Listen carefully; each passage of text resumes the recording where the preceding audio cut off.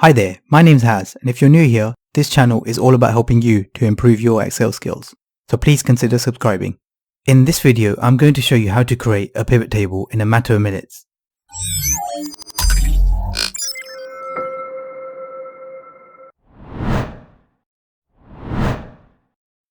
Here you can see some sales data for a company. The first column shows the salesperson's name. Next to it, you can see the branch that they belong to.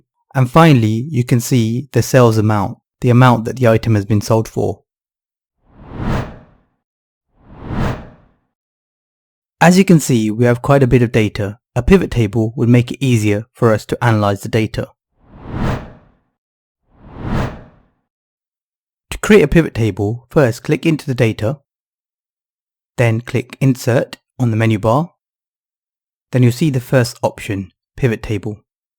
The shortcut for this is Alt-N-V.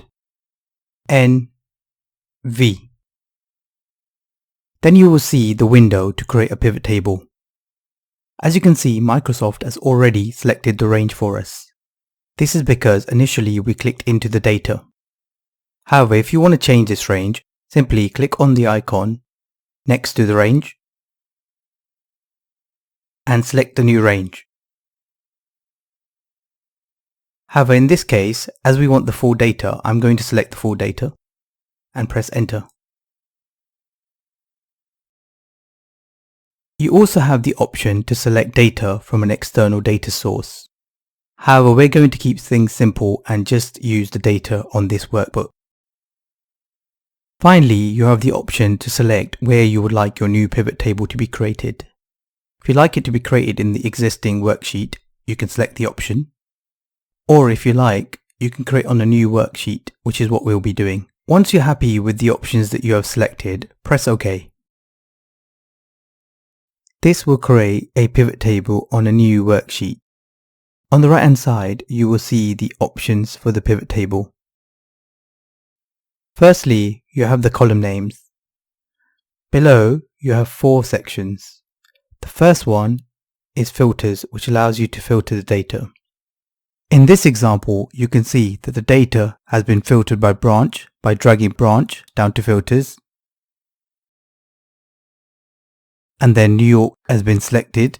And you can see that New York has 2 employees, Linda and Olivia.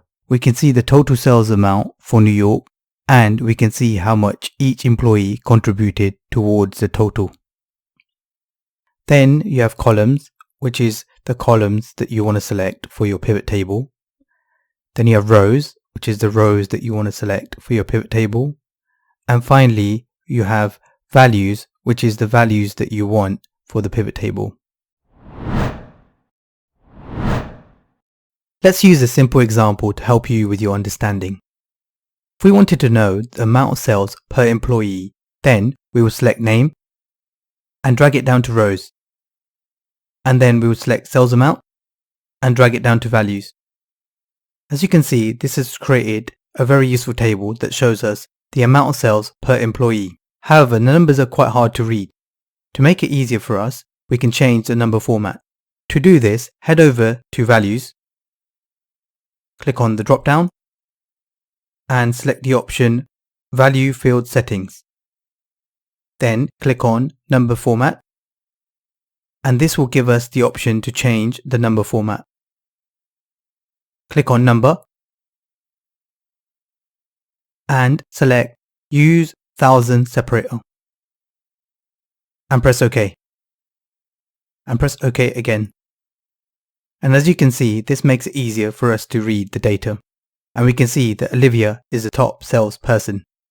This is useful, however, we might want to know the number of units sold by each employee.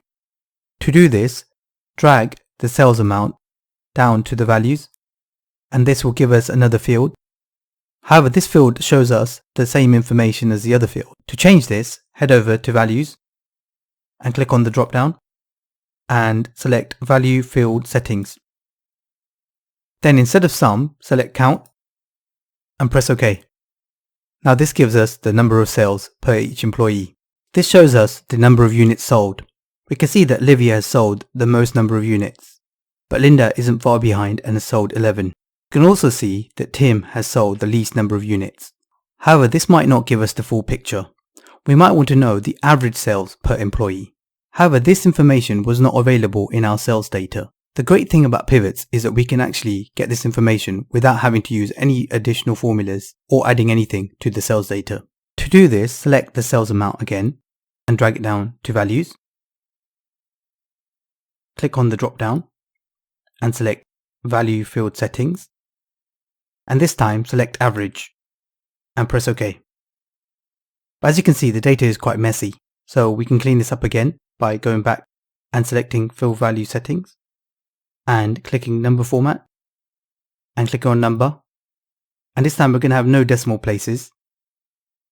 Press OK and press OK again, and as you can see, the data is a lot more clear, and we can in fact see that Tim, although he made the least number of sales, his average was the highest. That shows us that Tim is selling the high ticket items. One thing that you might have noticed is that under columns, values has automatically been selected. This is because we have the 3 columns that are being created showing the values. However, we might not want that, and instead we might want a branch going across. To do this, deselect values by clicking on the little arrow and selecting remove field. Now drag branch down to columns and the sales amount to values. This will create a pivot table showing the branches going across and the employee names going down. And we can see that New York has the highest number of sales. And we can see that Olivia and Linda have contributed towards those sales. However, there might be an easy way to show this information. If we drag branch down to rows, we can see that the information is much easier to read. There you have it. That's the basics of pivot tables. In the next video, I'll be going through a quicker way to create pivot tables using something called recommended pivot tables. You should see the video on the screen now. So please check out the video, and if you found this video helpful, then please subscribe and click the bell icon so you never miss a video. Thank you.